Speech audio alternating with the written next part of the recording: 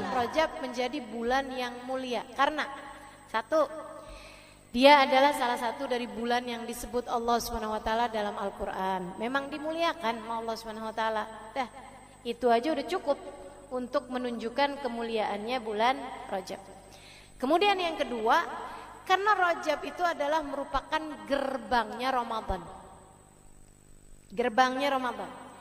Nabi Muhammad tiap kali masuk bulan Rajab, Nabi doa, Allahumma barik lana fi Rajab wa Sya'ban wa ballighna Ramadan.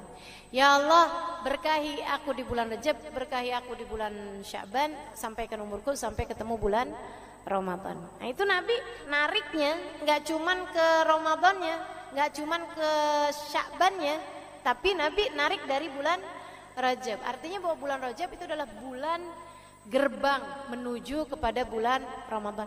Sehingga para ulama banyak sekali nih yang mengatakan tentang hal-hal seperti ini dari urutan antara Rajab, Sya'ban, Ramadan. Ada yang bilang Rajab syahruz zara, Sya'ban syahrus saqi, wa Ramadan syahrul hasad.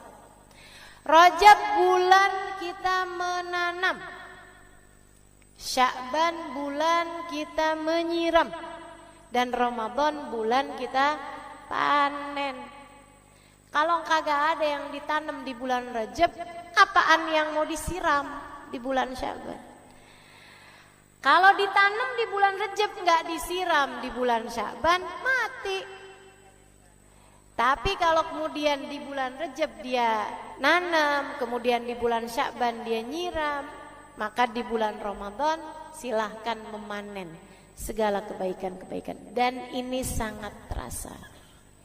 Kalau Rajabmu nggak benar teman-teman saya sekalian, kamu akan rasain nanti di bulan Ramadan yang kita harapkan sebagai bulan ibadah, bulan kita mengalahkan hawa nafsu, berat setengah mati. Ramadanmu isinya jadi kayak gitu-gitu aja. Cuman puasa dari makan, minum, sama berhubungan intim. Udah gitu doang. Selebihnya dosa-dosa masih terus. Selebihnya ibadah kagak ada yang nambah. Terawih, sekedaran ibadah standarnya orang beriman dimanapun tuh terawih. Berat juga kamu lakukan. Kenapa? Nggak mulai dari masuk gerbangnya. Masuk gerbang pelan. Dari bulan Rajab. Kalau kamu benerin diri di bulan Rajab, kemudian semakin baik pada bulan Sya'ban, bulan Ramadan tinggal ngerasain nikmatnya ibadah. Tinggal ngerasain bagaimana sungguh-sungguh memiliki hubungan sama Allah Subhanahu wa taala.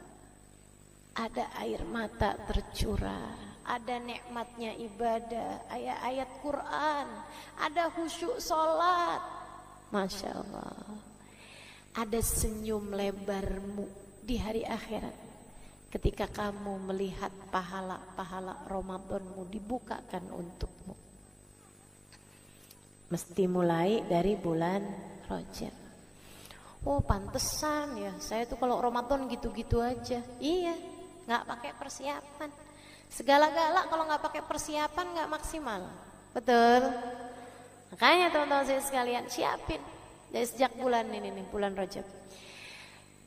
Dia bulan gerbang menuju Ramadan. Sayyidil Hibzain bin Smith, guru saya, guru kita semua, harapan saya.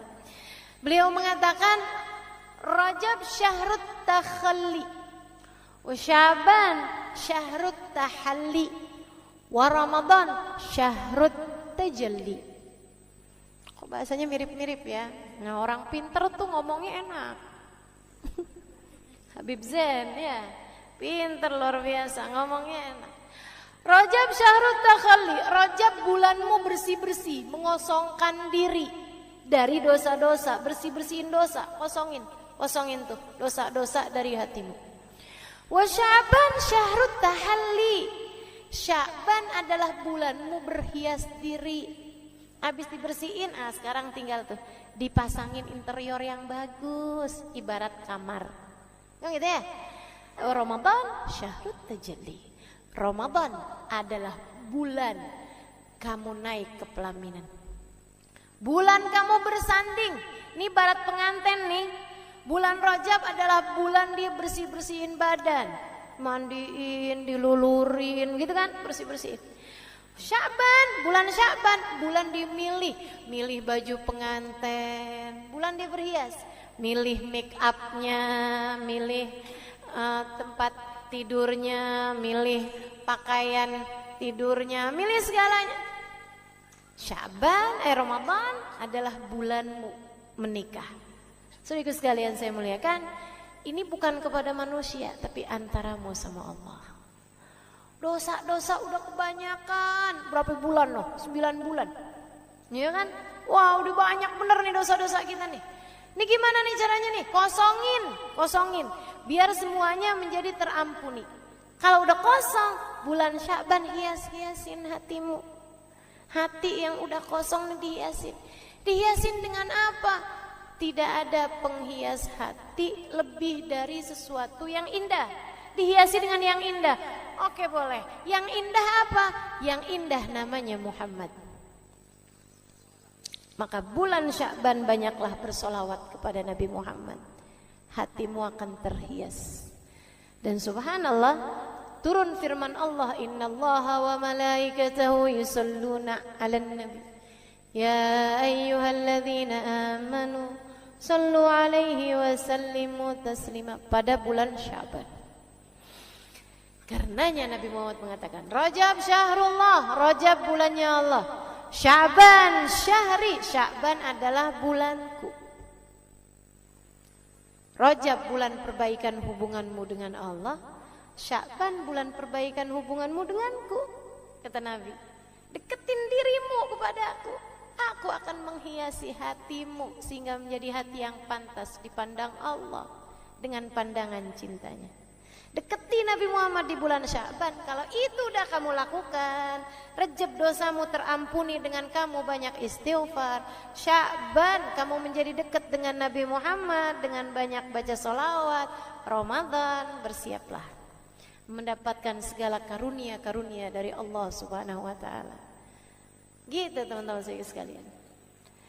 Kalau pengen ngerasain nikmatnya Ramadan, bukan dengan mempersiapkan menu buka puasa, akan tetapi persiapkan hatimu untuk mendapatkan rasa-rasa yang hanya hamba-hamba tercinta yang dapat merasakannya.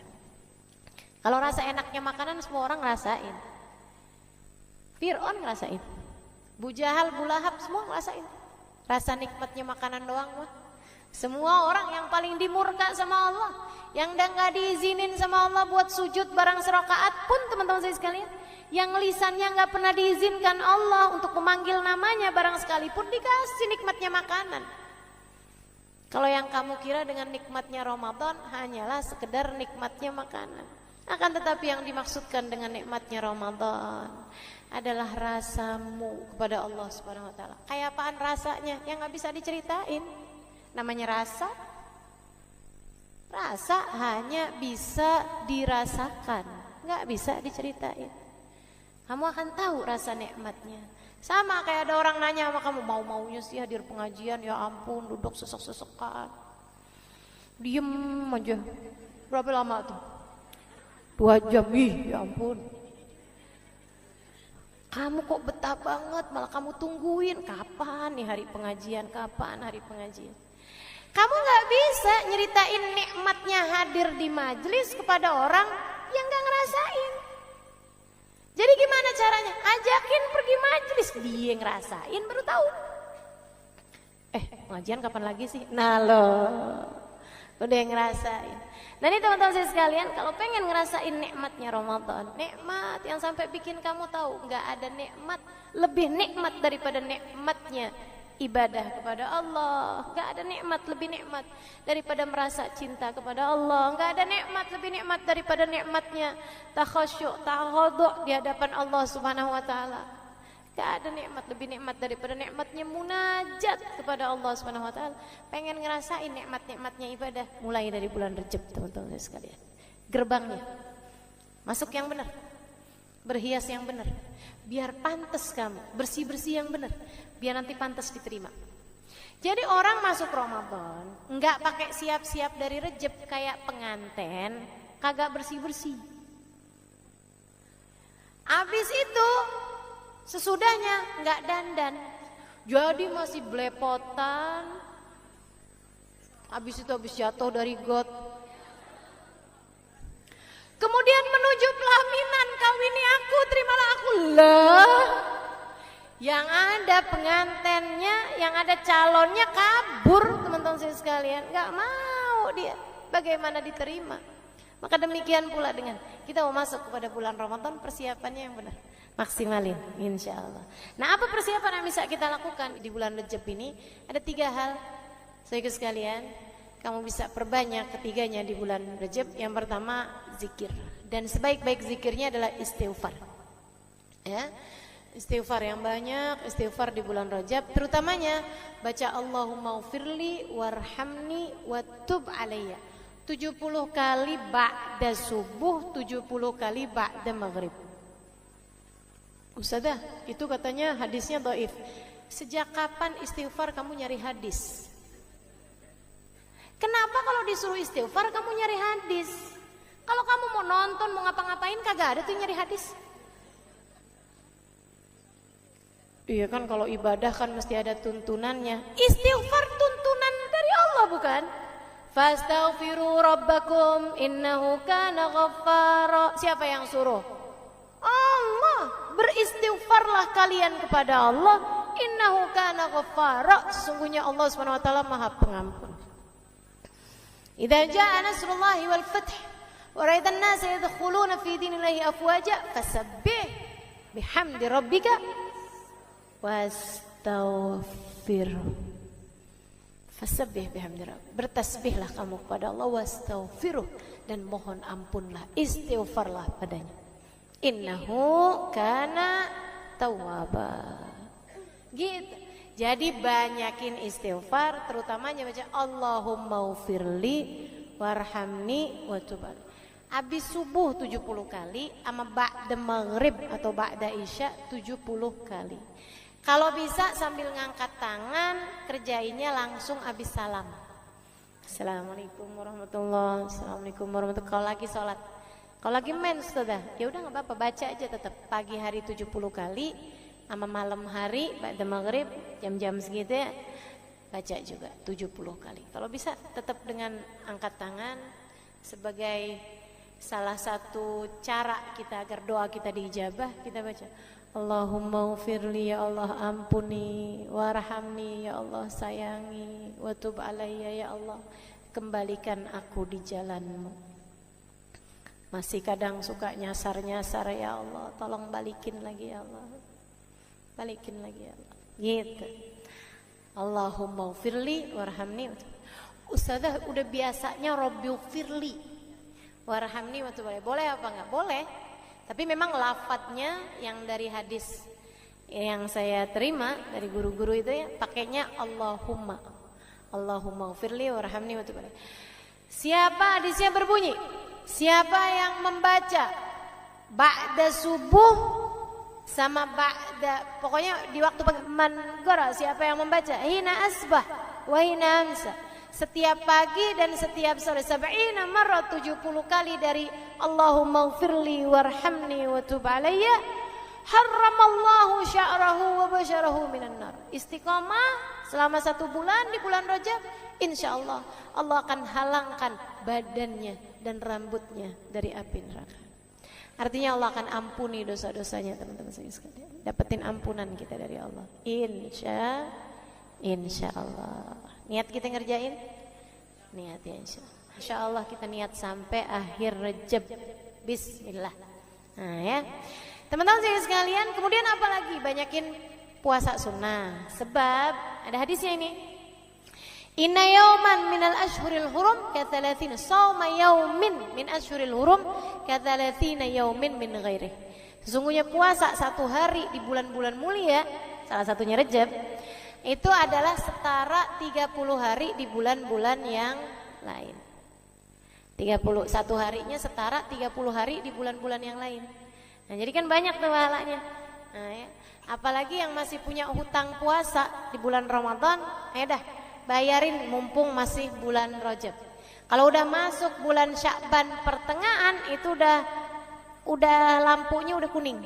Kalau udah nyampe ke masuk bulan Ramadan lagi udah merah lampunya, yang artinya kamu kena denda. Dendanya apa? Setiap 1 harinya 1 mud beras, 6 ons beras, kalau belum dibayarkan di bulan yang di tahun ini gitu. Jelas gak? Jelas ya. Jadi seperti itu teman-teman sekalian. Jadi yang masih punya utang-utang puasa Ramadan, nih bayarin di bulan Rajab ini, nah, kamu akan dapat juga insya Allah pahala puasa Rajab gitu. Mudah-mudahan dapat diamalkan. Dan yang terakhir, amalan yang bisa kita lakukan di bulan Rajab, menghidupkan malam dengan banyakin doa. Kapan malamnya? Hanya ada 2 malam. Malam 1 Rajab, itu salah satu dari malam-malam yang doa tidak ditolak Allah. Dan yang satunya lagi yang kamu bisa hidupkan malamnya, malam 27 Rajab, malam yang Allah SWT pilihkan untuk baginda kita Nabi besar Muhammad alaihissalam mendapatkan kemuliaan pada malam tersebut berupa di Isra Mi'rajkan oleh Allah Subhanahu wa Ta'ala. Maka insya Allah mudah-mudahan kita sebagai umatnya juga di Mi'rajkan sama Allah, dinaikkan sama Allah. Apanya? Derajatnya. Apanya? Dinaikkan kita dari kubangan hawa nafsu kita menuju taatnya hawa nafsu kita. Dari hawa nafsu yang ammarah bisu mengajak kepada keburukan, naik insya Allah menuju ke lawamah, hingga naik lagi menuju ke mutmainnah, hawa nafsu yang tenang. Dimi'rajkan kita insya Allah, dari dosa-dosa kita dinaikkan menuju taat pada Allah Subhanahu wa Ta'ala. Dari yang asalnya nih kalau diterima sama Allah nih ibadah-ibadah kita nih di bulan Rajab nih teman-teman saudara sekalian, ini balasannya dari Allah bukan main-main. Kita lihat yang asalnya gampang ngerjain dosa jadi berat ngerjain dosa. Yang asalnya gampang ngomong kasar, ngomong kotor, bohong, begitu diterima nih di bulan Rajab jadi nggak gampang lagi. Kamu akan lebih mampu untuk menjaga diri, pertanda bahwasanya dosa-dosamu telah diampuni oleh Allah Subhanahu wa Ta'ala, dan kamu telah dimi'rajkan dari dosa-dosamu menuju taat pada Allah Subhanahu wa Ta'ala. Amin ya rabbal alamin. Bismillahirrahmanirrahim. Nawaitu ta'allum wa ta'lim والنفع والانتفاع والمذاكرة والتذكير والإفادة والاستفادة والحث على التمسك بكتاب الله وسنة رسول الله صلى الله عليه وآله وسلم والدعاء إلى الهدى والدلالة على الخير ابتغاء مرضاته وقربه وثوابه وحسن الخاتمة مع اللطف والعافية وصلاح العاقبة برحمتك يا أرحم الراحمين.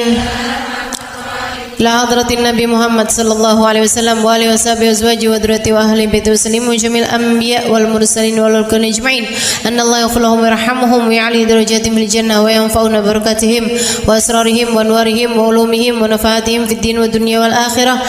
الفاتحة. Baca bersama-sama. A'udzu billahi minasyaitonir rajim. Bismillahirrahmanirrahim. Alhamdulillahi rabbil alamin. Arrahmanir rahim. Maliki yaumiddin. Iyyaka na'budu wa iyyaka nasta'in. Ihdinas siratal mustaqim. Siratal ladzina an'amta 'alaihim ghairil maghdubi 'alaihim waladdallin. Amin.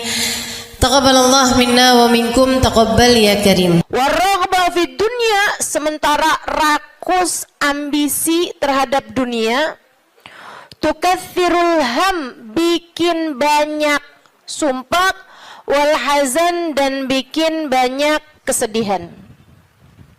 Bikin sedih badan kita, bikin sedih hati kita, bikin sumpek dan bikin akhirnya jadi berpenyakit ya badan kita ini. Ar-raghbah fid dunya. Wal batalah, sementara batalah kalau di situ diartiin apa batalah? Nganggur ya benar. Cuman bahasa yang enak apa ya? Tugasil galba, lalai dari Allah, maksudnya ya nggak kepengen dunia juga, nggak kepengen akhirat juga gitu. Kayak gabut. Anak zaman sekarang bahasanya gabut ya. Gabut itu apa sih sebenarnya? Nggak ada kerjaan gitu kan? Itu kayak ada singkatan nggak butuh gitu kali ya dari itu ya. Nggak ngapa-ngapain gitu, pengangguran aja gitu nggak jelas. Wal batalah tuh terlena, nganggur gitu kan, tidur mulu gitu, luntang lantung.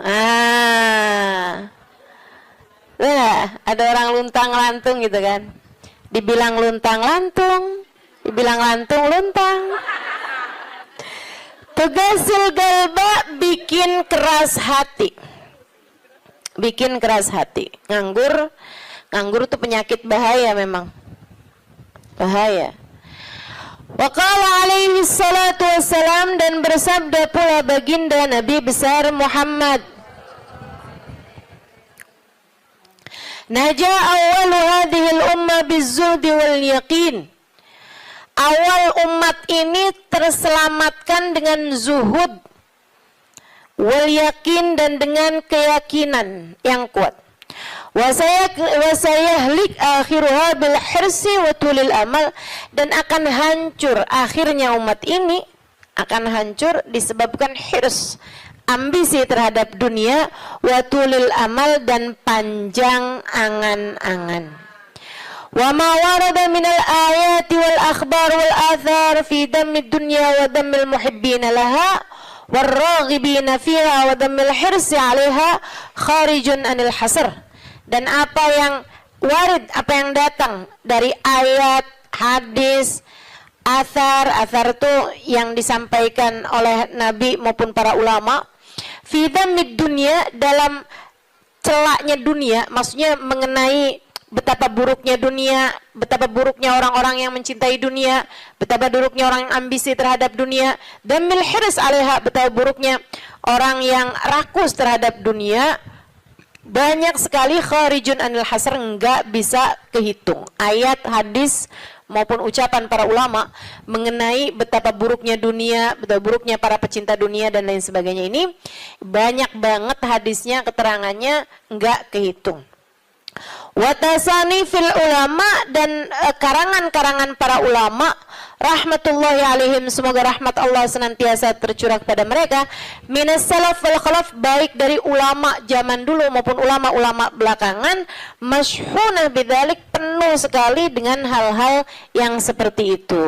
Kayak Imam Ghazali gitu kan, nulis dalam kitabnya baik Ihya Ulumuddin ataupun kitab yang terakhirnya beliau itu namanya Minhajul Abidin dan lain sebagainya, itu banyak banget mengenai hal-hal yang seperti ini gitu, betapa pentingnya kita untuk zuhud terhadap urusan dunia. Tsumma inad dunya ibaratun wallahu a'lam bisawab. Sampai situ ya. Nabi Muhammad alaihissalam mengatakan, az-zahada fid dunya tuyrihul qalba wal badan.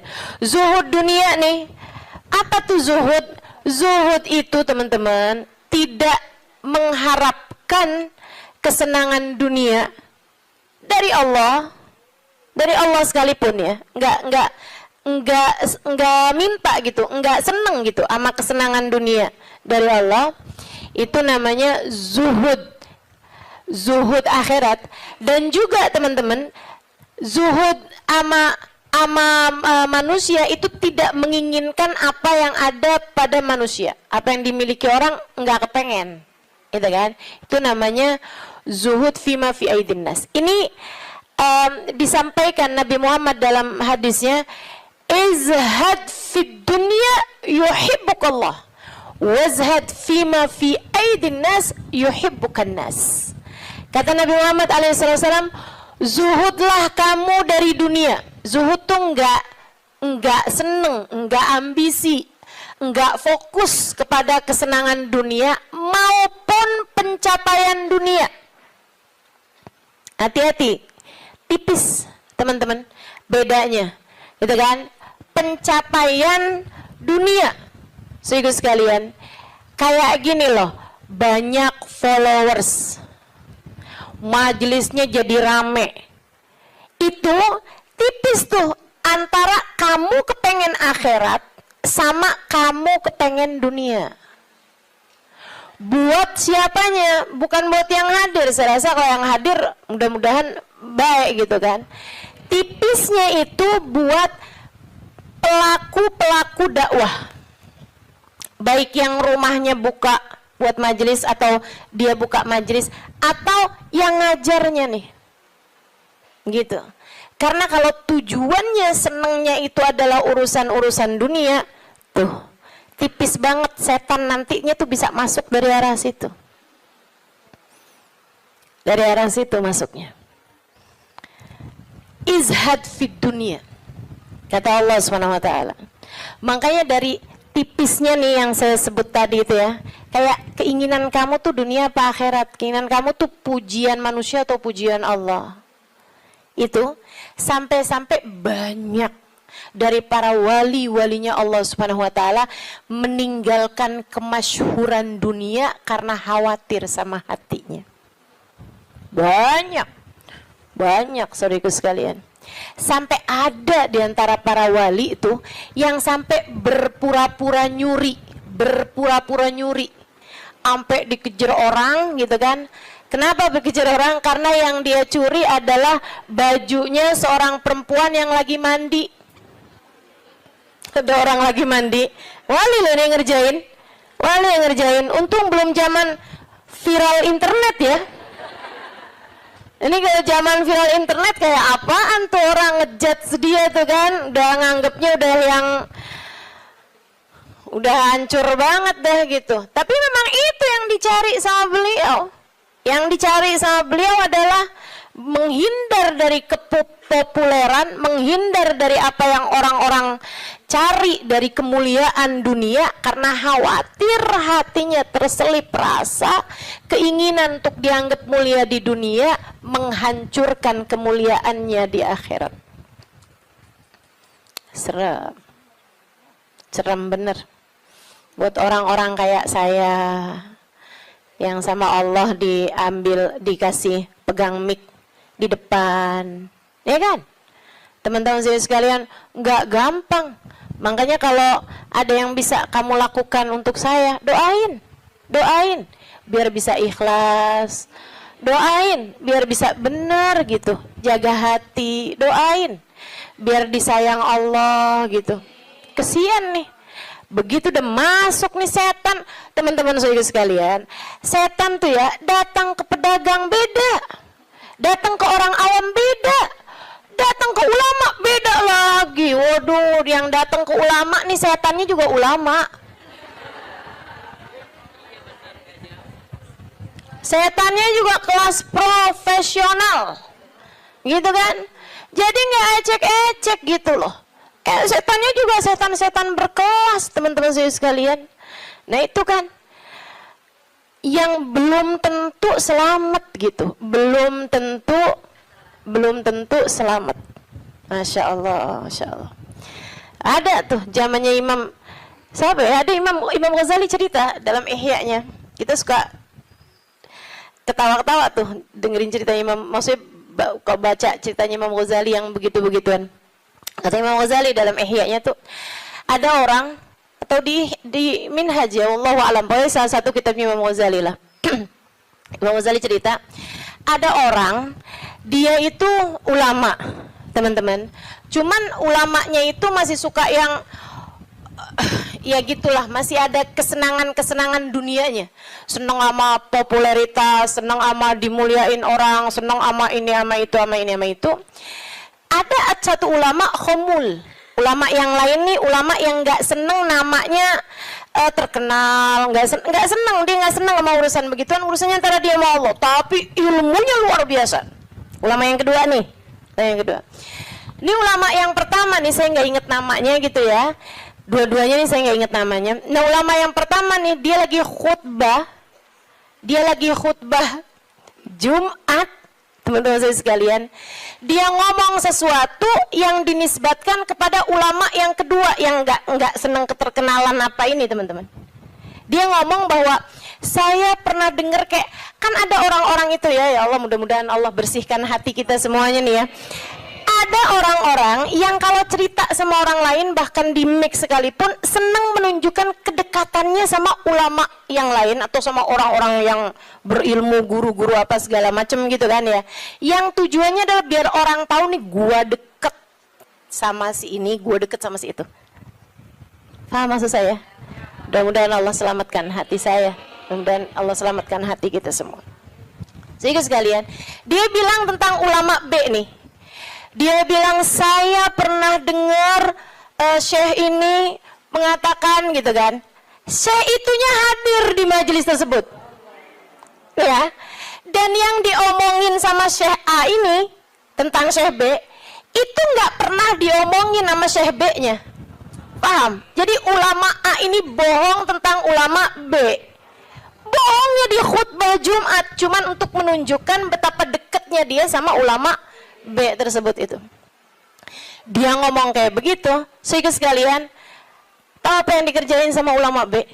Ulama B ini yang, kenapa nih anak? Beliau berdiri nyabut bulu ketiak di tengah orang banyak. Beliau berdiri nih, beliau berdiri kemudian nyabut bulu ketiak. Heh, Syekh, kurang ajar kamu. Ini waktunya khutbah. Saya nggak pasti itu khutbah Jumat atau khutbah yang lain nih ya. Ala kulli hal, Syekh, ngapain kamu di waktunya khutbah, kamu malah cabut bulu ketiak? Duduk Syekh, nggak punya adab. Kata Syekh B ini, kamu yang nggak punya adab nak. Kamu yang nggak punya adab Pak. Kenapa kamu mengingatkan saya untuk sesuatu hal yang sunnah? Nyabut bulu ketiak, kalau salah memang hari Jumat ya. Nyabut bulu ketiak hari Jumat hukumnya sunnah.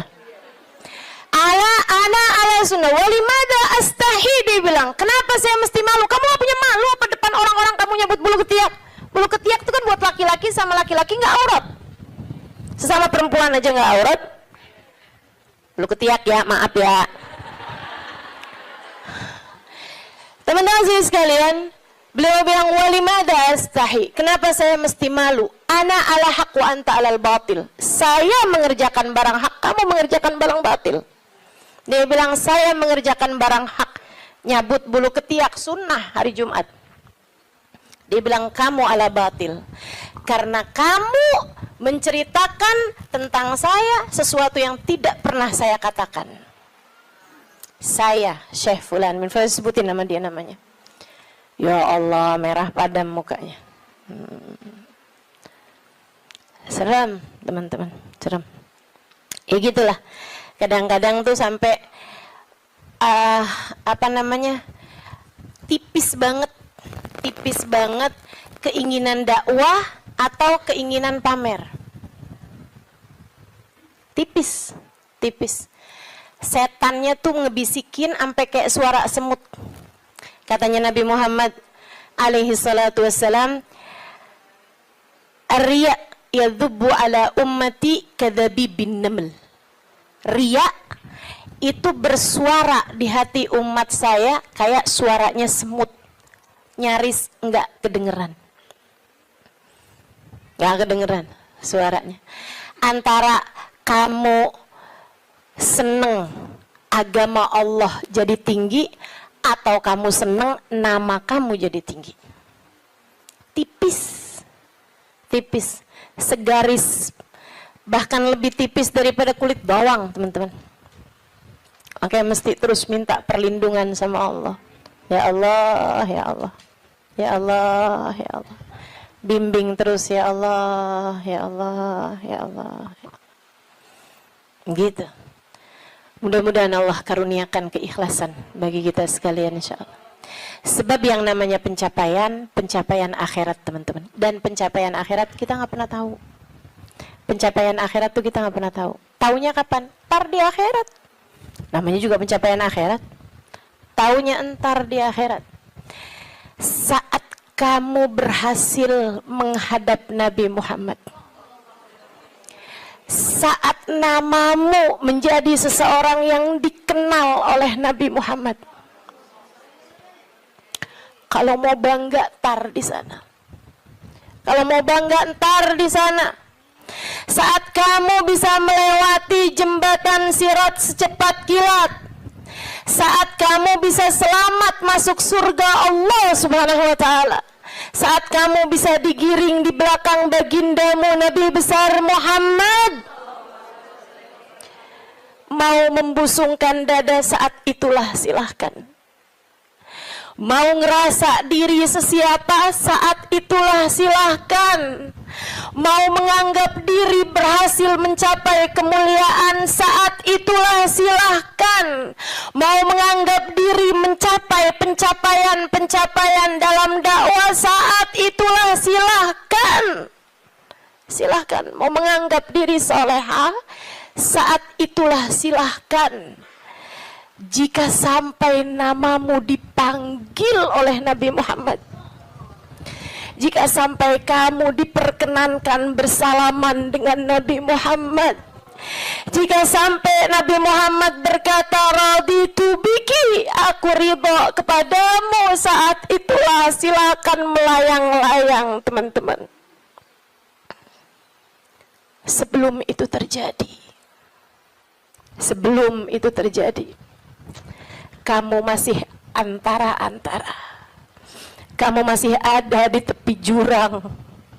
Selagi itu belum terjadi, kamu masih ada di persimpangan jalan antara dinaikkan kepada Allah atau dihancurkan oleh Allah Ta'ala. Kita nggak pernah tahu. Kita nggak pernah tahu. Makanya selalu minta sama Allah, ya Allah karuniakan keikhlasan agar ngerti melakukan sesuatu hanya untukmu ya Allah. Karuniakan keikhlasan, mengajar karenamu, belajar karenamu, buka majelis karenamu, hadir majelis karenamu, nyumbang majelis karenamu. Karuniakan keikhlasan ya Allah.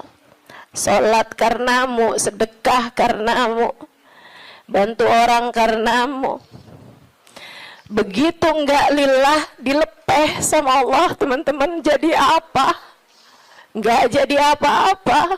Mau ribuan jamaah, mau kayak gimana yang terjadi juga, kalau dilepeh sama Allah jadi apa? Ditolak sama Allah, mau apa kamu? Mudah-mudahan Allah karuniakan keikhlasan.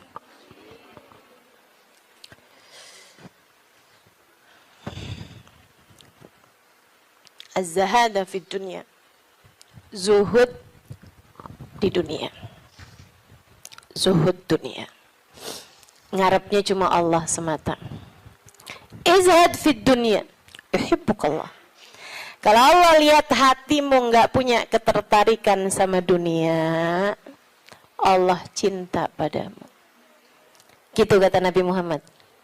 Hah? Hati kamu masih ngarep dunia nggak nih?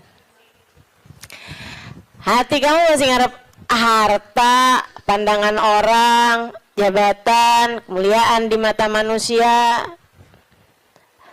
Kamu masih fokus ke sana apa enggak gitu? Hati kamu masih fokus ke sana, jangan salahkan siapa-siapa. Kalau Allah pun juga belum fokus mengaruniakan rahmatnya kepadamu.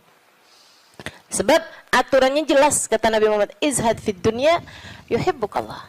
Bagaimana mungkin Allah akan menempati hatimu jika hatimu masih penuh sesak dengan selainnya? Teman-teman, kamu kalau mau taruhin di kamarmu itu lemari baru, tempat tidur baru, kamu mesti keluarin yang lama. Kalau kamarmu itu masih banyak banget barang-barang lain, yang nggak mungkin yang baru bisa masuk ke dalam kamarmu. Kan begitu? Hati kamu juga gitu. Hati kamu juga gitu. Sehingga sekalian yang saya muliakan, bagaimana mungkin Allah akan berkenan bertahta di hatimu jika hatimu selama ini masih penuh sesak dengan selainnya? Penuh sesak dengan selainnya, penuh sesak dengan anggapan orang, penuh sesak dengan cinta manusia. Yang kamu pikirin gimana biar suami tetap cinta padamu. Duh, kamu luar biasa. Siapa yang lagi di WhatsAppin sama suami, siapa yang lagi diteleponin sama suami, sekarang suami lagi di mana, sama siapakah, jangan-jangan dia sedang berada dalam pelukan perempuan yang lain. Waduh, bagaimana kamu berharap Allah bertahta dalam hatimu jika hatimu penuh sesak dengan selainnya? Teman-teman, keluarkan nya yang kecil-kecil agar nya yang besar berkenan bertahta di hatimu. Keluarin yang lain-lain. Keluarin perkara harta, perkara cinta manusia, pujian orang, semuanya keluarin.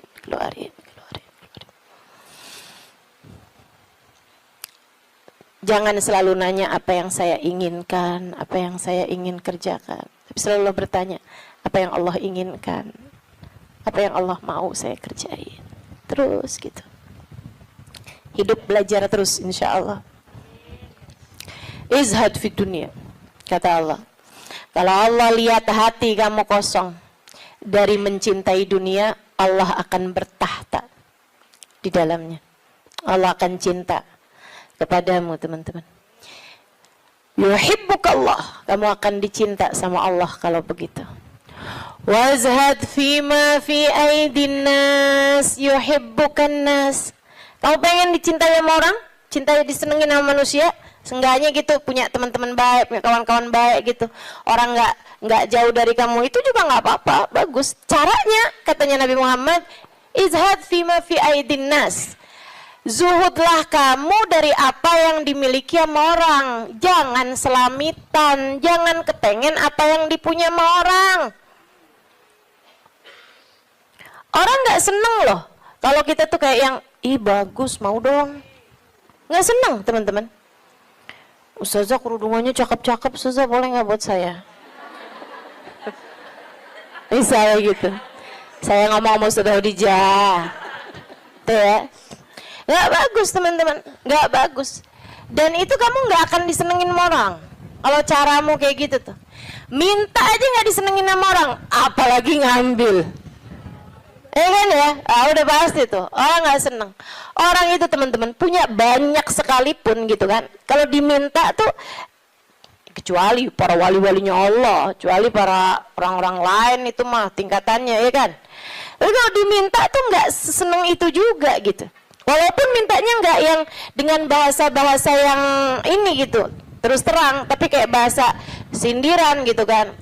Kerudungannya banyak, boleh kali Ustazah, yang ini cakep nih, gitu kan? Enggak boleh, nggak baik kayak begitu. Kamu menurunkan kemuliaanmu, teman-teman. Yang kata Nabi Muhammad tuh, 1 titik hitam di wajahmu di akhirat nanti setiap kali kamu meminta kepada orang lain. Izhad fima fi aidin nas. Apalagi kalau sampai kamu, hati kamu nggak pernah tertarik sama apa yang dipunya sama orang. Oh, dicinta sama Allah. Saya ceritain tuh di buku Bidadari Bumi 2 tentang seorang perempuan yang diceritain sama Hubabah Nur. Sedikit sekalian saya muliakan, saya lagi ngobrol sama Hubabah cerita tentang orang ini. Tuh bahwa ada tuh 5 orang tuh. Emang bener nih hadisnya Nabi yang ini bener banget. Ra'aituhu bi'aini kata beliau. Saya lihat dengan mata saya. Dia bilang ada 1 orang Alimah. Itu beliau si perempuan ini, saya bolak-balik ngelihat di undangan, di kondangan, tuh ya, di pesta-pesta gitu, perkawinan kayak gitulah, kondangan-kondangan, bajunya itu terus. Saya tahu kalau dia ini miskin karena bajunya itu terus, gitu kan? Orang di Tarim itu kalau keluar semuanya pakai baju hitam. Nah, kalau baju hitam kan susah nandainnya kan yang sama semua, betul apa enggak? Sedikit sekalian saya muliakan, makanya saya suka heran gitu, Ustazah Halimah nih fashionable, apa namanya? Bener nggak ngomongnya? Lagi mana? Apa tadi?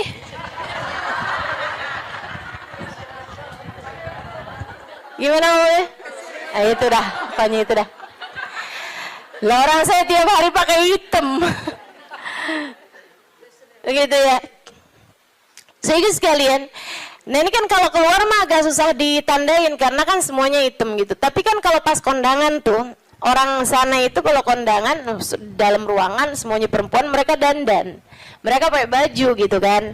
Pakai baju yang berwarna-warni, ya. Pakai baju warna-warni, nggak ada yang pakai baju hitam tuh. Nggak ada yang pakai baju hitam.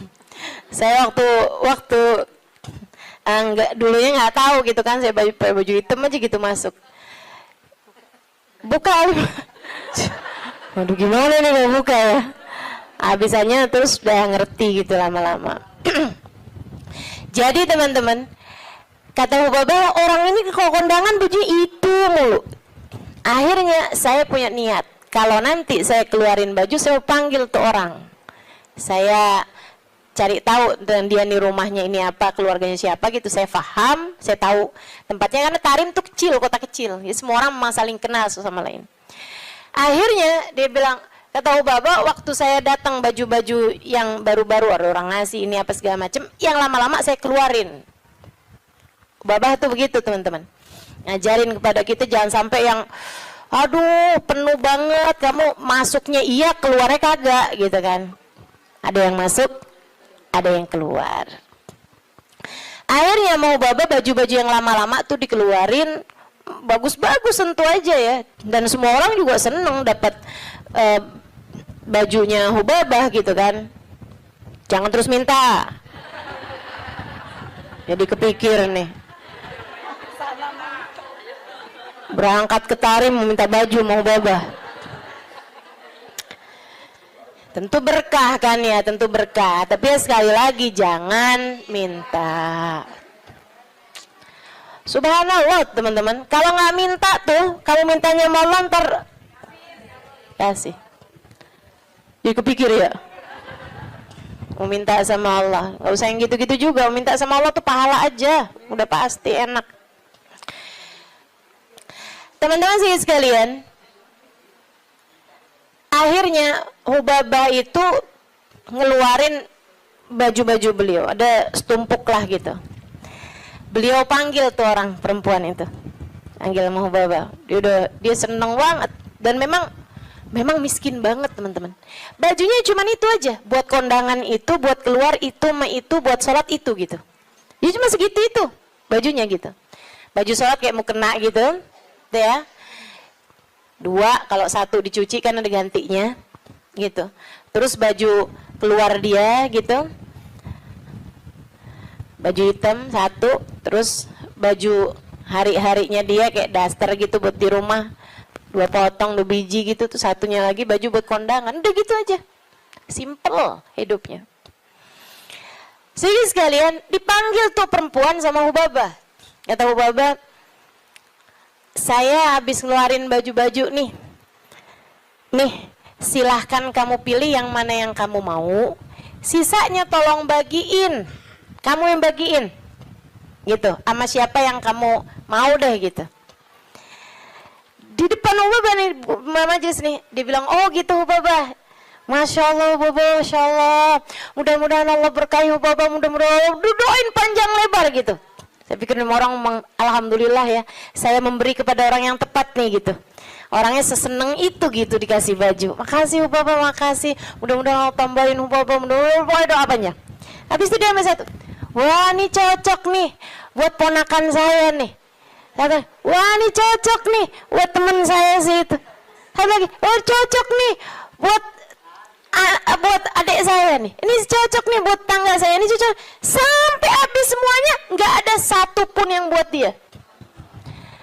Kata Hubabah, begitu semuanya buat orang lain tanpa ada satu pun yang buat orang tersebut. Ya Allah, 5 saat itulah saya jatuh cinta padanya. Bener banget yang Nabi Muhammad bilang, izhad fima fi aidin nas yuhibbukan nas.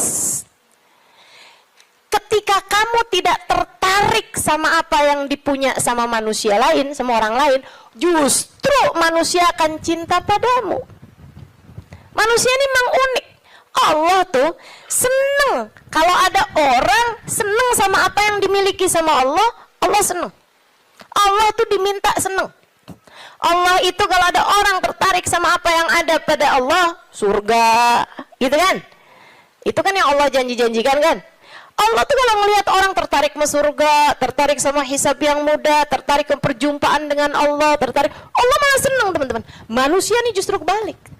Manusia tuh kalau ada orang tertarik sama apa yang dia punya, malah nggak demen. Terutama perempuan, kalau ada orang tertarik sama suaminya, dia nggak demen banget tuh.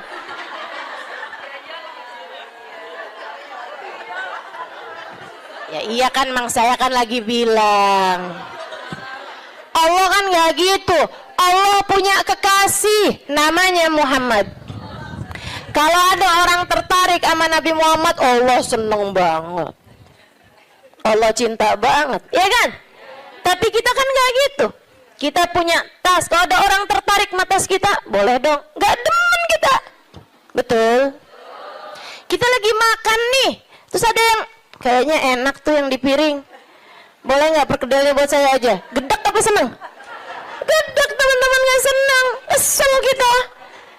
Gitu, emang manusia tuh kayak gitu. Sama apa yang dia punya, orang lain tertarik, dia nggak senang. Dia nggak senang.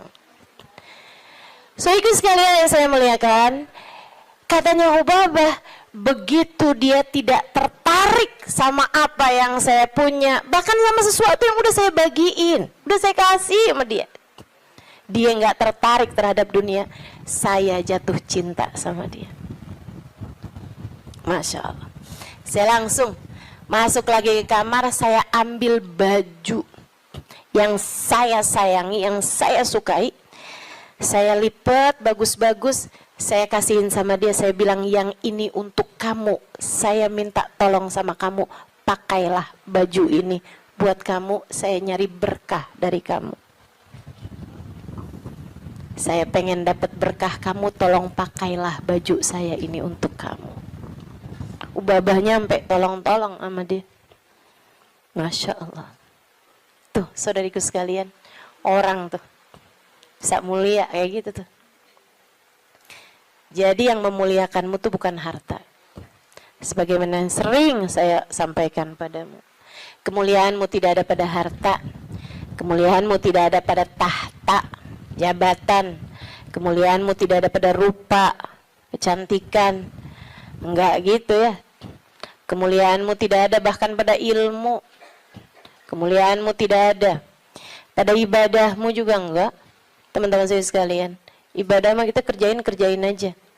Tapi bukan berarti kamu udah ibadah terus kamu jadi mulia, enggak gitu juga. Kemuliaanmu ada pada Allah Subhanahu wa taala. Allah berikan kepada siapapun yang Dia kehendaki. Makanya nyari mulia, deketi Allah. Deketi Allah. Mudah-mudahan kita tidak dihalangkan untuk bisa dekat dengan Allah Subhanahu wa ta'ala. Itu zuhud, teman-teman. Suatu hal yang perlu banget buat kita minta. Ya. Katanya Imam Ghazali, kalau buat zuhud kayak zuhudnya orang-orang dulu, kayak zuhudnya para sahabat, oh kamu nggak sanggup tuh. Kamu nggak sanggup. Menjadikan semuanya buat Allah, kayak yang saya ceritain kemarin tentang Syaiban Ar-Ra'i. Semua kambing milik Allah Subhanahu wa taala. Yang dimauin sama Allah ya kita kasihin. Begitu kan? Kita nggak benar-benar punya, katanya Syaiban. Ini kalau mau zuhud-zuhud kayak orang-orang dulu gitu rada berat, teman-teman. Akan tapi kata Imam Ghazali, buat kalian ada 2 aja dah zuhudnya. Gimana tuh Imam? Zuhud buat kalian 2 aja. Yang nggak punya jangan tertarik, yang nggak punya jangan minta, jangan tertarik, jangan nggak ada urusan, gitu ya. Sama yang barang yang kita nggak punya, sama perkara yang kita nggak punya, kamu nggak usah minta, kamu nggak usah tertarik. Yang ada jangan dinikmati sendirian. Dunia yang kamu punya jangan dinikmati sendirian, bagi kepada yang lain. Yang kamu nggak punya nggak usah minta, bahkan kepada yang punya, yaitu Allah Subhanahu wa taala. Yang kamu nggak punya nggak usah tertarik gitu. Ustazah, jadi kita minta sama Allah pun juga nggak usah Ustazah. Ya kalau kamu nggak sanggup minta sama Allah aja lah, begitu kan? Minta sama Allah. Jangan sampai minta sama orang. Jangan minta sama suami. Teman-teman saya Ustazah serius nih nggak minta sama suami. Saran saya begitu. Kalau kamu mau ikut saya, saran saya begitu. Saya alhamdulillah sampai sekarang kayaknya hampir nggak pernah minta sama suami. Alhamdulillah. Ya Ustazah kan ada duitnya banyak. Ya sekarang duit saya banyak, teman-teman.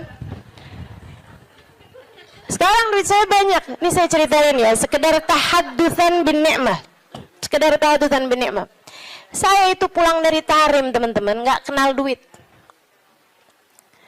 Saya itu kenal dari Tarim, itu bolak-balik, pergi kemana-mana kagak bawa duit.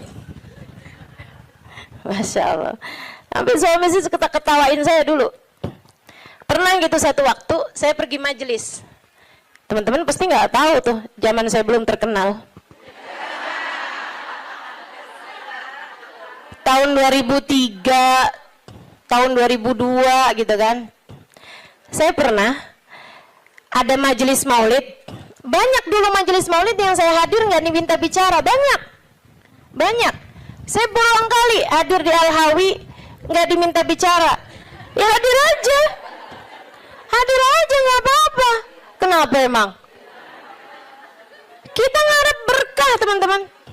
Ustazah kalau sekarang hadir di Al-Hawi nggak diminta bicara, hadir apa enggak? Ya hadir lah. Beberapa tahun yang lalu juga saya hadir di Kuitang nggak diminta bicara, nggak apa-apa. Kenapa emang?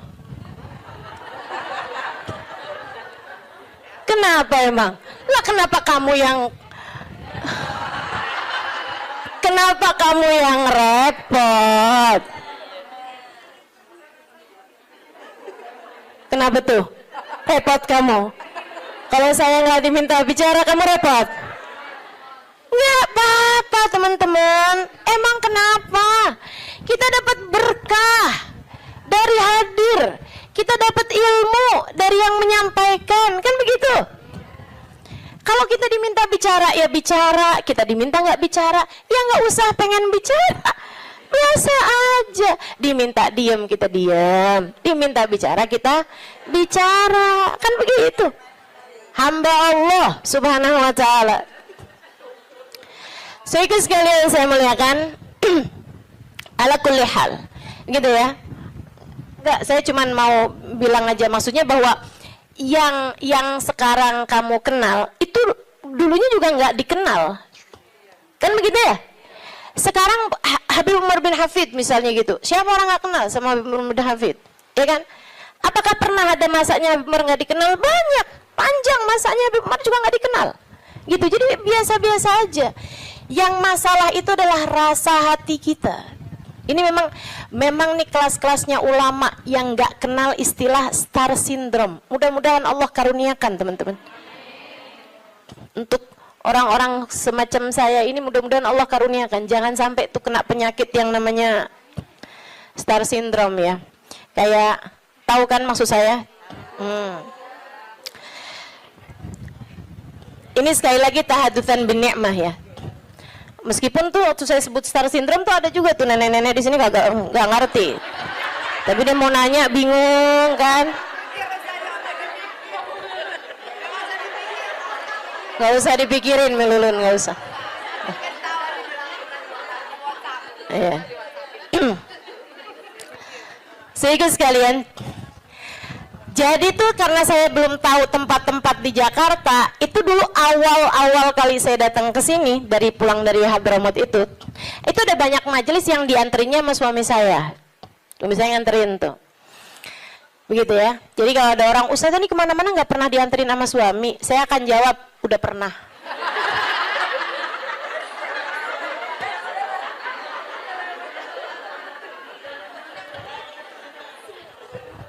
Udah pernah, tenang. Nggak usah kamu sok-sokan bikin iri saya, jemput sama suami gitu kan. Sampai di saat nggak dijemput sama suami sekalipun, turun dari Gojek salim. Gara-gara kebiasaan dianterin sama suami.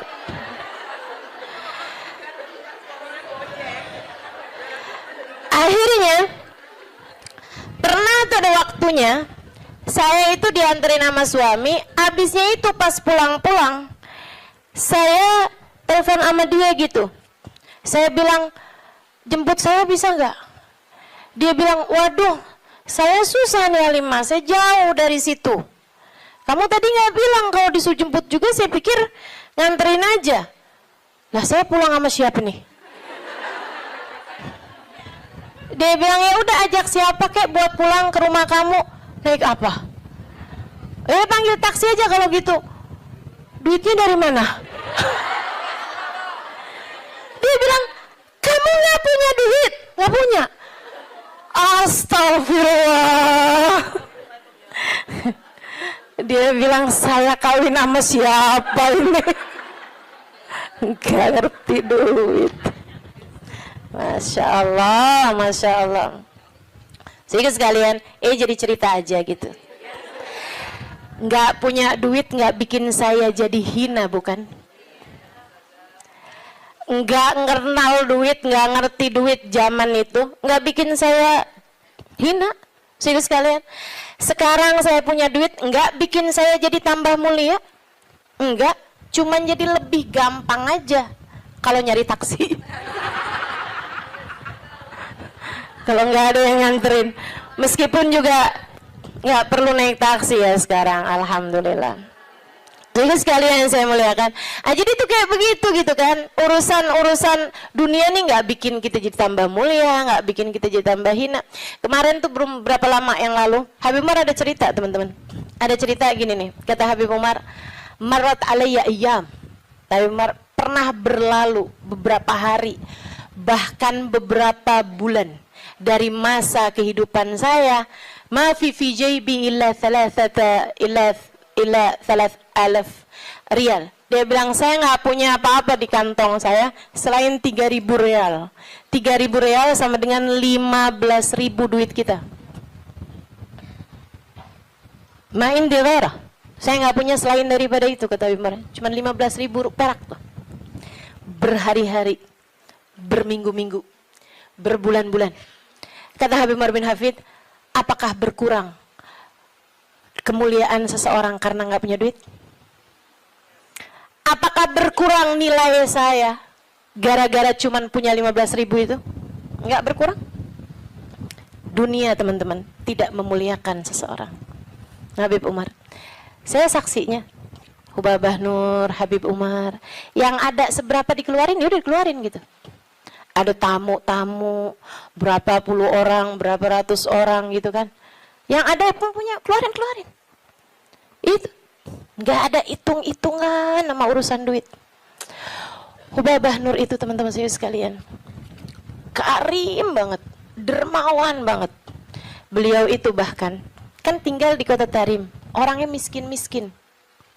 Banyak di antara mereka tuh yang kayak melahirkan gitu kan, terus nikah apa segala macem, itu pada nggak punya duit. Mereka itu di kota Tarim kalau nggak punya duit, datangnya ke Hubabah Nur. Hubabah Nur kasih kepada mereka. Sehingga sekalian yang saya muliakan, sampai Hubabah Nur nih ceritain, bukan Hubabah tentu saja ya, cerita orang yang khidmah di rumahnya Hubabah. Itu teman-teman saya sekalian sampai punya stok di dapur beliau atinya kambing, atinya unta gitu ya, itu beliau stokin di freezernya beliau. Buat siapa? Buat perempuan tarim yang melahirkan nggak punya duit biar bisa makan yang bergizi. Pikirin sama Hubabah. Ya Hubabah setiap kali ini gitu, ada uang ntar beli ini, beli itu, beli ini, beli itu. Yang dipikirin orang mulu tuh, subhanallah, subhanallah. Itu orang mulia, emang mulia teman-teman. Orang mulia itu emang orang mulia. Tuh Bapak Nur, orang mulia. Baik, kita doain panjang umur, sehat badannya. Karena kita ini masih belum sanggup ditinggalin sama beliau. Saya terutamanya nggak sanggup saya. Bayangin Hubabah nggak ada gitu. Bayangin Habib Umar nggak ada gitu ya Allah. Mudah-mudahan Allah panjangkan umur beliau insya Allah. La ilaha illallah. Tuh, yang ada dibagi, yang nggak ada nggak usah dicari. Ya kan? Yang nggak ada nggak usah dicari, nggak usah tertarik, nggak usah minta bahkan sama suami. Saran saya gitu, nggak usah minta sama suami, jangan sandarkan rezekimu sama suamimu, jangan. Makanya kalau doa urusan rezeki itu teman-teman, nggak usah gini loh, ya Allah banyakin rezekinya suamiku ya Allah gitu, biar bisa ngasih aku gitu. Jangan teman-teman, doa aja ya Allah karuniakan rizki kepadaku atau kepada kami deh gitu. Nggak usah kamu sandarkan rezeki kamu tuh sama suami walaupun yang kerja suami, karena itu namanya ngatur rezekinya yang dari Allah tuh kayak harus lewat suami gitu, padahal kan nggak kayak gitu. Tapi kan selama ini kayak gitu. Yaudah doain dia, doain kamu juga gitu. Ya Allah karuniakan kepada kami rizki yang halalan, thayyiban, mubarakan, mencukupi kami, begitu kan, untuk kehidupan kami. Begitu kalau mau minta urusan rezeki sama Allah. Meskipun para ulama-ulama yang zuhud-zuhud minta sama Allah aja enggak teman-teman. Minta nih urusan dunia sama Allah aja enggak. Minta sama Allah aja enggak, urusan dunia oh enggak. Kami tidak meminta kepada yang punya, bagaimana mungkin kami memintanya kepada yang enggak punya. Itu katanya Sayyidina Salim. Saya juga sering cerita ini. Cucunya Sayyidina Umar bin Khattab, namanya Syekh Salim, Sayyidina Salim. Saudara sekalian, beliau nih Sayyidina Salim ini ulama terkemuka di kota Madinah, di kota Mekah. Satu waktu khalifah lagi haji. Khalifah tuh raja, presiden, ya, di atasnya presiden bahkan, karena dia mengepalai negara-negara yang ada dalam khilafah Islamiyah, gitu. Kayak kalau di kita apa ya, ketua PBB kali ya. Cuman itu jadi kayak mengatur negara juga. Kalau PBB kan ngatur negara-negara doang, nggak mengatur negaranya dia sendiri. Kalau ini kayak presiden, tapi selain daripada dia presiden, dia juga ngepalain negara-negara yang ada di dalam kepemimpinannya dia lah gitu ya. Jadi di atasnya raja atau di atasnya presiden. Khalifahnya tuh lagi haji waktu itu, pas dia lagi mau tawaf di jalan nih mau masuk ke masjid nih, ketemu sama Sayyidina Salim, Syekh Salim. Dia bilang kemudian kepada Syekh Salim, dia bilang, oh, alhamdulillah Syekh ketemu di sini, masya Allah. Nih ya, kalau ulamanya nggak cinta dunia, orang semuanya pada mendekat, termasuk pejabatnya yang berusaha buat ngedekat, bukan ulamanya yang berusaha ngedeketin pejabat. Ya kan? Sekarang kenapa banyak ulama-ulama berusaha mendekati pejabat? Nah ini dia. Padahal menurut saya jabatan ulama tuh di atas jabatan pejabat. Akhirnya teman-teman, Sayyidina Salim mau masuk masjid nih, tahu-taunya ketemu sama khalifah. Khalifahnya pakai kesempatan buat minta doa. Dia bilang, ya Syekh Salim, alak hajak biha. Wahai Syekh Salim, bukan buat minta doa. Dia pakai kesempatan itu buat mendatangkan hajatnya Syekh Salim, karena dia ngerasa dia punya harta banyak, punya kekuasaan, punya apa segala macam. Barangkali, wahai Syekh Salim, adakah kebutuhanmu yang bisa aku bantu? Ada sesuatukah yang bisa saya bantu? Saya senang banget nih, tabarukan sama ulama, nyari berkahnya para ulama. Khalifahnya ini kan udah baik banget ya, udah baik banget nih khalifahnya nih, udah masya Allah banget hatinya sampai bisa kayak begitu gitu sama seorang ulama gitu kan. Bukannya ulama ngajuin proposal, ini malah pejabatnya yang nanya sama ulama tersebut, alat hajak dia, adakah kebutuhanmu yang bisa saya bantu? Katanya Sayyidina Syekh Salim begini nih, maaf kita lagi ada di rumahnya, saya malu untuk meminta kepada selain sahibul bait. Di rumahnya Allah, sahibul baitnya siapa? Allah. Saya malu nih, di rumahnya Allah saya minta sama selain Allah. Fahamnya pejabat tersebut, oh berarti kalau mintanya udah nggak di masjid, mau nih mungkin beliau, gitu kan? Jadilah si pejabat ini nih kayak semacam nungguin sampai Sayyidina Syekh Salim selesai dari urusannya di masjid. Dan beneran, begitu Syekh Salim keluar dari masjid, disamperin lagi. Ini sekarang udah nggak di masjid nih kan, samperin lagi sama beliau. Ya Syekh, Khalifah, Syekh saya mau nanya yang tadi apa ya? Itu yang tadi alak hajak diha, adakah kebutuhanmu yang bisa saya bantu? Katanya Sayyidina Syekh Salim, ta'ni bi hajati dunia wa hajatil akhirah. Maksud kamu hajat dunia atau hajat akhirat? Ya hajat dunia lah Syekh. Kalau hajat akhirat justru orang seperti saya meminta doa kepadamu biar urusan akhirat kita lancar kan? Kan justru malah ngalap berkah dari para ulama gitu kan. Katanya Syekh Salim, oh maksud kamu hajat dunia? Maaf, kalau urusannya hajat dunia, saya selama ini tidak pernah minta kepada yang punya. Bagaimana mungkin saya meminta kepada yang enggak punya? Yang punya dunia siapa? Allah. Saya malu buat minta dunia sama Allah. Bagaimana mungkin saya minta dunia kepada yang tidak memilikinya, yaitu kamu sebagai manusia. Manusia mau suami kamu, mau anak kamu, mau saudara kamu, semuanya sama-sama tukang makan rejeki. Tidak ada di antara mereka yang memberi rejeki.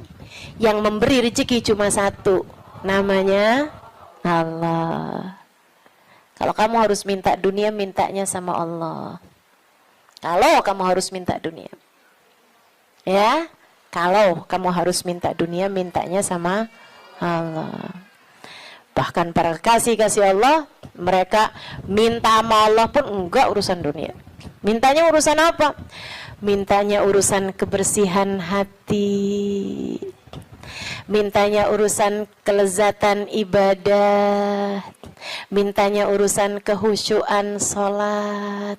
Mintanya urusan keikhlasan berbuat, mintanya selamat hidup dunia, selamat hidup akhirat, mintanya husnul khotimah, mintanya tetap iman Islam, mintanya rahmat, mintanya syafaat, dan lebih daripada itu semua mereka minta cinta. Mereka minta cinta. Cinta kepada Allah, cinta kepada Rasulullah. Mereka minta Allah mencintai mereka. Mereka minta Rasulullah mencintai mereka. Itu hal-hal besar untuk kita minta kepada sang pemilik segalanya, teman-teman. Minta itu sesuatu yang gak bisa kebeli pakai duit. Itu gede, barang berharga. Kalau sesuatu yang masih bisa kebeli pakai duit, itu barang yang gak seberapa berkelas, teman-teman. Ya kan? Barang yang gak seberapa berkelas gitu. Mudah-mudahan Allah karuniakan. Itu katanya beliau seperti itu. Wallahu a'lam bishawab. Alhamdulillah. Wassalatu wassalamu ala Rasulillah Muhammad ibn Abdillah wa ala alihi wa sahbihi wa man walah. Subhanaka la ilma lana illa ma 'allamtana innaka antal alimul hakim. Rabbi syrah li sadri wa yassir li amri wahlul uqdatan min lisani yafqahu qawli. Amma ba'du. Alhamdulillah, sama-sama kita hormati, kita muliakan keluarga besar dari At-Tarisi At-Thayyibah, Habib Mustafa, Teh Ela beserta segenap keluarganya. Kita doakan semoga senantiasa dalam rahmat ridha Allah Subhanahu wa taala. Panjangkan umurnya, disehatkan badannya, dimudahkan urusannya, dimurahkan rizkinya, senantiasa dalam pandangan kasih sayang Allah Subhanahu wa taala. Para hubabah, para syarifah, para pimpinan pondok pesantren, pimpinan majelis ta'lim, para ustadzah yang mudah-mudahan semuanya dicintai Allah Subhanahu wa taala, disayang Allah Subhanahu wa taala, serta tentu saja semua yang hadir di majelis ini, baik ibu-ibu, kakak-kakak, adik-adik, anak-anak, yang semoga semuanya disayang Allah, dicinta Allah, dibahagiakan Allah. Semoga semuanya disayang Rasulullah, disyafaati Rasulullah Muhammad sallallahu alaihi wasallam insyaallah. Amin ya rabbal alamin. Kita akan melanjutkan kajian kita di kitab kita Ar-Risalah Al-Jami'ah, risalah lengkap atau kitab lengkap, kitab kecil lengkap, yang di sana kita pelajari mengenai syariat agama Allah Subhanahu wa taala. Dan kita sekarang sampai di bab fikih, yaitu tepatnya sampai di bab mengenai mandi. Betul ya? Bulan lalu sudah saya terangkan tata caranya mandi. Hari ini saya akan menerangkan hukum-hukumnya mandi. Hukum-hukumnya mandi. Emang mandi ada hukumnya Ustazah? Banyak. Kita akan pelajari di pertemuan kali ini insyaallah. Dan juga bulan depan tuh kita udah libur lagi. Kita ngajinya banyak liburnya pokoknya. Karena bulan depan kita sudah akan memasuki bulan Maulid. Akhir Agustus sudah masuk bulan Maulid. Nanti kita juga akan bikin Maulid. Teman-teman juga bisa liatin Instagram saya, nanti akan kita share Maulid di At-Tarisi kapan, Maulid di tempat-tempat yang lain kapan. Dan saya umumkan juga bahwa Maulid saya, maksudnya Maulid yang kami adakan, saya dengan teman-teman Al-Ikhwan dan Muhasabah Cinta adakan pada tanggal 28 September. Ingat-ingat ya tanggalnya. Ibu-ibu nanti pulang lingkarin kalendernya. Maulidnya tanggal 28 September di Masjid Raya Istiqlal. Ya, masjidnya gede sih, tapi jangan datang kesiangan.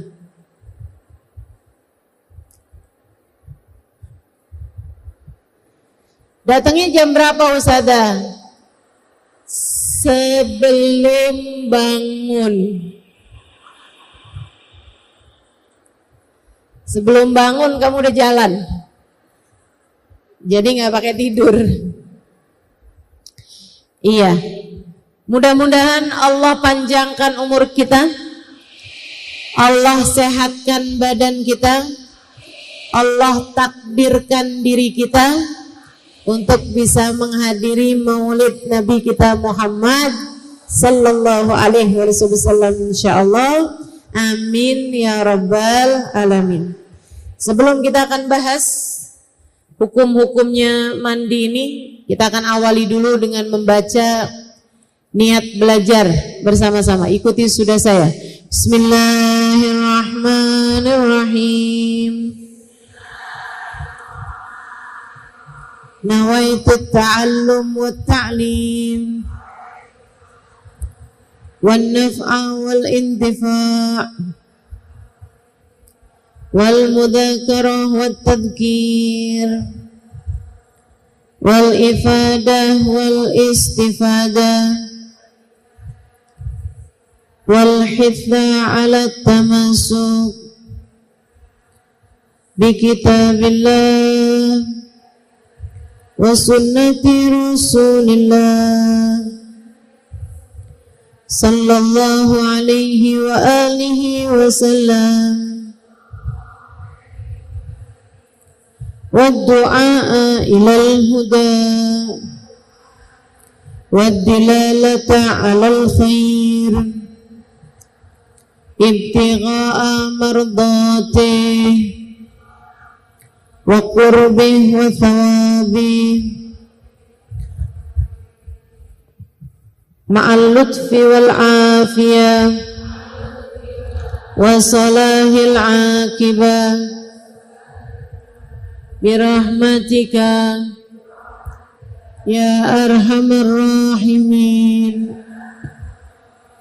Ila hadratin Nabi Muhammad sallallahu alaihi wasallam wa alihi washabihi azwajihi wa ahli baitihi wasallam wa jamil anbiya wal mursalin wal qawmi ajma'in wa nususun nasidil muhajirin Muhammad bin Isa Fakil Muqaddam Muhammad bin Ali wa alawi Sayyidina Abdurrahman Asgaf Sayyidina Abdullah bin Abu Bakar Al-Aidarus Fakhrul Wujud Asy-Syaikh Abu Bakar bin Salim Musuli Mufurim Tumasai Burati bin Abdullah bin Al-Haddad Ahmad bin Zain Al-Habsyi Habib Ali bin Muhammad Al-Habsyi wa jami' sadatina ali abi alawi ajma'in thumma ila arwahi arba'atil a'immatil mujtahidin wa mughalidin fiddin ulama amilin fuqaha wal muhaddisin wal qurra wal mufassirin wa sadati sufiyatil muhaqqiqin ajma'in anna Allah yaghfir lahum wa yarhamuhum wa ya'li darajatihim fil jannah wa yanfa'una barakatihim wa asrarihim wa anwarihim wa ulumihim wa nafahatihim fid din wad dunya wal akhirah. Al-Fatihah.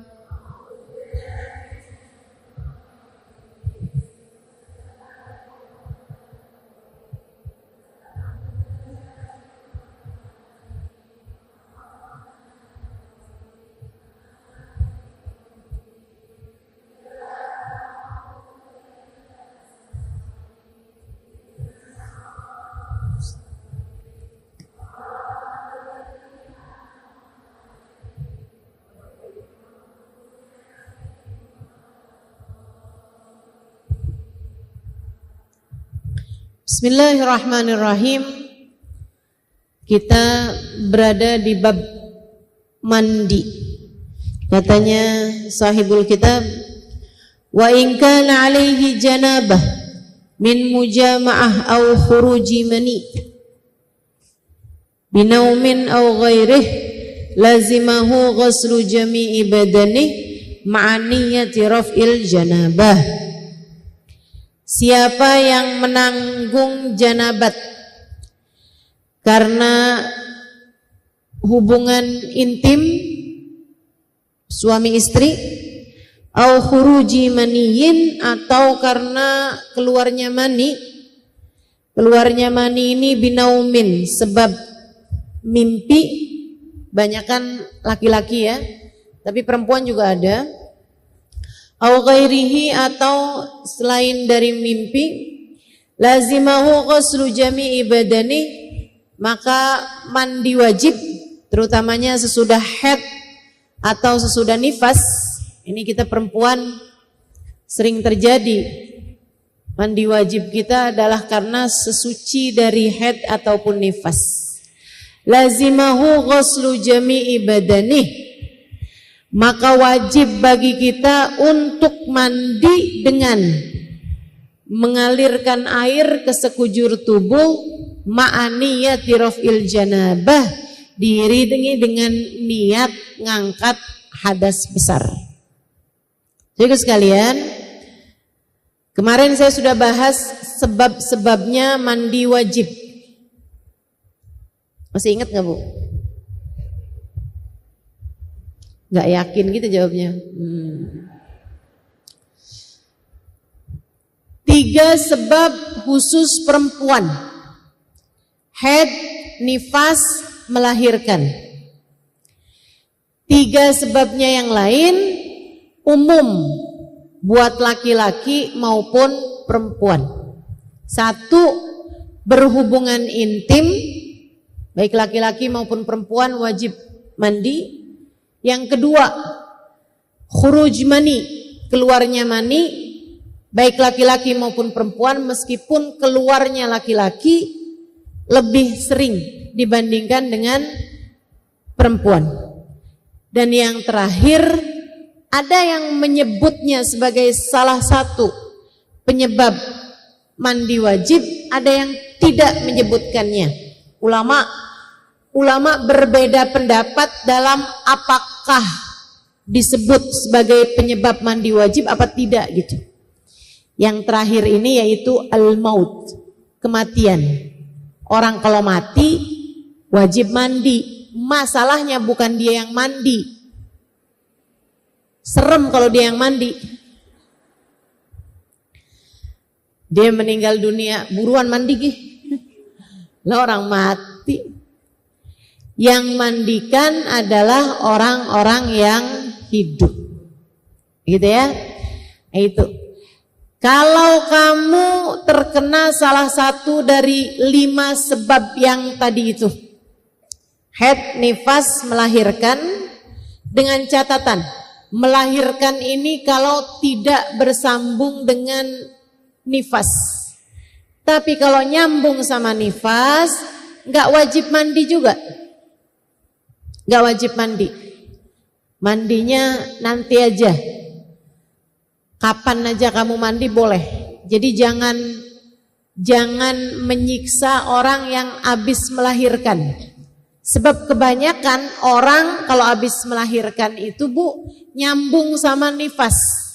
Langsung keluar darah, nyambung terus sampai maksudnya sampai nifas berhari-hari. Kamu nggak usah paksain, buruan mandi habis melahirkan, hukumnya wajib. Kalau dia nyambung sama nifas, hukumnya tidak diwajibkan untuk mandi. Mandi wiladahnya itu gugur kalau nyambung sama nifas. Nah, mandi wiladah di sini wajib kalau tidak bersambung dengan nifas. Ada Bu, orang yang habis melahirkan nggak langsung keluar darah. Darah melahirkan iya, tapi habis itu nggak keluar darah kayak haid, nifas gitu nggak. Berhenti darahnya. 2 hari kemudian baru keluar nifas. Nah kalau kayak begitu, itu maka waktu habis melahirkan dia diwajibkan untuk mandi. Gitu ya. Bahkan seperti yang saya nggak ingat saya ceritakan apa enggak, Sayyidah Fatimahuz Zahra itu ibu-ibu sekalian, nifasnya hanya majjah. Hanya ketika melahirkan beliau keluar darah sekaligus nifas, habis itu berhenti. Tidak sampai menghalangi waktu sholat beliau. Sayyidah Fatimah keluar darah nifasnya sangat sebentar. Hanya beberapa jam saja, bahkan tidak menghalangi sholat beliau. Pernah Sayyidah Fatimah melahirkan salah satu putranya sesudah adzan maghrib. Jadi maghrib, datang waktu sholat maghrib, beliau sholat, habis itu sakit perut, melahirkan. Habis melahirkan Bu, keluar darah, 1 jam kemudian berhenti darahnya, sudah tidak keluar lagi. Ketika datang adzan isya, beliau sudah selesai dari nifasnya, tinggal mandi. Beliau kemudian sesudah itu mengerjakan sholat isya pada waktunya. Itu sebabnya Sayyidah Fatimah mendapat julukan Al-Batul, perempuan ahli ibadah yang ibadahnya tidak pernah terputus dari haid maupun nifas. Ada yang bilang Sayyidah Fatimah tuh pernah haid sekali. Waktu awal balik haid sekali, hanya dalam beberapa hari, habis itu udah. Bulan berikutnya beliau tidak pernah lagi haid. Beliau melahirkan pun juga seperti itu. Karena Allah kepengen Sayyidah Fatimah ibadah terus-terusan. Enggak kayak adik-adik nih yang kalau datang haid girang bener. Alhamdulillah haid. Apalagi kalau bulan Ramadan. Besok belanja yuk ke Tanah Abang. Keliling-keliling kita ke pasar, nge-mall. Emang kamu nggak lemes besok? Saya haid. Ya, saya enggak. Gimana sih? Ya Allah. Sayyidah Fatimah tidak pernah terputus ibadahnya dengan haid ataupun nifas karena Allah Subhanahu wa taala menginginkan beliau senantiasa menghadapkan dirinya kepada Allah Subhanahu wa ta'ala.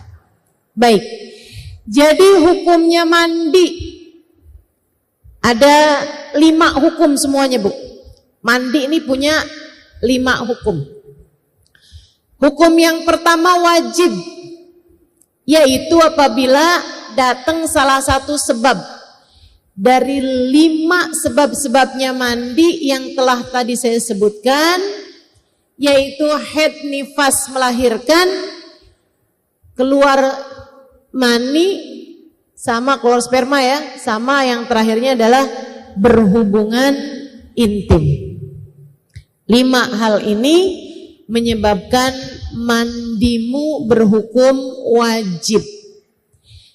Tidak boleh menunda-nunda mandi kecuali, dengerin, kecuali buat orang yang berhenti dari haid atau nifas tapi belum di waktu yang biasanya.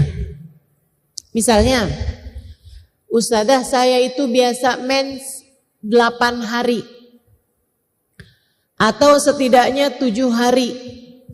Ini kok tiba-tiba aja saya mens 4 hari Ustazah berhenti. Gimana nih? Saya harus langsung mandi atau boleh saya tunggu?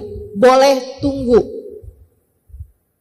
Berapa lama nunggunya? 1 kali 24 jam. Sehari semalam. Boleh tunggu. Kenapa gitu? Karena biasanya siklus haid itu secara normalnya tidak berubah. Atau paling tidak kalau dalam sedang sehat siklus men itu tidak berubah banyak. Kalau biasanya 8 hari ya jadi 7 hari, jadi 9 hari gitu. Gitu ya. Kalau misalnya biasanya 8 hari, 7 hari, ini kok cuma 4 hari berhenti, bisa jadi keluar lagi nanti. Jadi kamu boleh tunggu sampai besoknya. Kalau ternyata besoknya juga enggak keluar sama sekali, bahkan ketika kamu colek juga, kamu ambil enggak ada apa-apa. Tidak ada apa-apa yang berwarna selain putih, adanya cuman yang warnanya putih, maka kamu harus segera mandi. Ternyata emang beneran udah nggak keluar sama sekali. Saat-saat yang kamu menunggu tadi 24 jam, sholatmu wajib diqodho. Jelas? Adik-adik dengerin nih, yang masih pada haid dengerin. Ustazah kok saya nggak ngerti ya, saya harus dengerin apa enggak? Umurmu berapa Bu? 70 tahun, nggak apa-apa, nggak usah. Apa? Ibu udah nggak mens kan, nggak apa-apa. Nggak ngerti nggak apa-apa. Udah Bu, tinggal aja Bu, tidur nggak apa-apa dah. Jadi kalau kamu biasa head 7 hari, tahu-tahu kok sekarang 6 hari udah bersih nih Ustazah. Saya mandi apa enggak? Mandi. Karena kan emang 6, 7 deket. Mandi aja langsung. Tapi kalau kamu punya kebiasaan headnya 7 hari, 8 hari. Ini kok baru hari keempat udah berhenti. Baru hari kelima kamu udah berhenti. Kamu boleh nunggu sebanyak 24 jam. Artinya adalah 1 hari 1 malam. Liatin, keluar enggak tuh? Kalau ternyata keluar, ya emang berarti kamu belum suci. Tapi kalau ternyata enggak keluar lagi sama sekali, emang udah bersih, segeralah mandi. Nah, kalau ternyata kamu memang enggak keluar sama sekali lagi sesudah itu, artinya memang mensmu ternyata cuma 5 hari. Berarti hari yang kamu menunggu 24 jam itu wajib kamu qadha, karena sebenarnya kamu sudah wajib sholat. Tapi karena kamu masih nungguin suci tadi itu, kamu kan gak sholat tuh. Nah nanti begitu habis selesai kamu mandi suci, baru kamu qadha kembali sholat tersebut. Ustazah gimana caranya qadhain sholat? Ya kayak sholat biasa aja. Cuman niatnya gantinya adaan menjadi qadhaan. Dari kemarin sebenarnya udah suci, tapi karena nggak biasa head sebentar, jadi kamu nungguin nih sampai duhur hari ini. Begitu habis selesai mandi, kamu sholatin duhur, kamu sholatin duhur yang kemarin, kamu sholatin asar. Sebelum kamu sholat asar, kamu sholatin asar yang kemarin. Kamu sholatin maghrib, kamu sholatin maghrib yang kemarin. Kamu sholatin isya, kamu sholatin isya yang kemarin. Kamu sholat subuh, sebelum itu kamu sholat subuh yang kemarin. Ustazah ada yang sesudah, ada yang sebelum. Iya, yang asar sama yang subuh, kalau kamu mau qadha, qadhainlah sebelum sholat fardu yang jam itu, yang hari itu. Tapi kalau duhur, maghrib, isya, nah itu kerjakan sesudah sholat fardu. Kenapa gitu? Sebab ada hadisnya Nabi Muhammad, la sholata ba'dal fajr, sholat fardunya. Jelas? Jelas? Kalau kamu biasa, saya head biasanya 8 hari. Ini udah 7 hari setengah. Udah gak keluar. Saya mandi apa enggak? Ya mandi. Tapi kan bisa aja nanti keluar lagi Ustazah. Ya kalau keluar lagi ya mandi lagi. Kamu harus mandi, gak boleh nunggu. Boleh kata Ustazah 24 jam. Itu buat yang keluar darahnya lebih sedikit daripada biasanya. Jelas ya? Kalau memang udah seperti biasanya ya langsung mandi. Tidak boleh menunda-nunda. Hati-hati sama menunda-nunda sholat. Kenapa begitu? Khawatir masuk dalam firman Allah Subhanahu wa ta'ala, a'udzu billahi minasyaitonir rajim. Fawailul lil musallin alladzina hum an salatihim sahun. Celakalah orang-orang yang sholat. Wah, sholat kok celaka? Alladzina hum an salatihim sahun, yaitu mereka yang suka melalaikan, menunda-nunda, entar-antaran, kali-kali keluar lagi mensnya. Tuh termasuk diantaranya. Celaka orang yang suka menunda-nunda waktunya suci. Kalau memang sudah suci haidmu, kalau memang sudah suci nifasmu, segeralah mandi dan segeralah sholat. Teman-teman sekalian sekalian, penyebab-penyebab mandi, haid, nifas, wiladah, kemudian kumpul hubungan intim suami istri sama keluarnya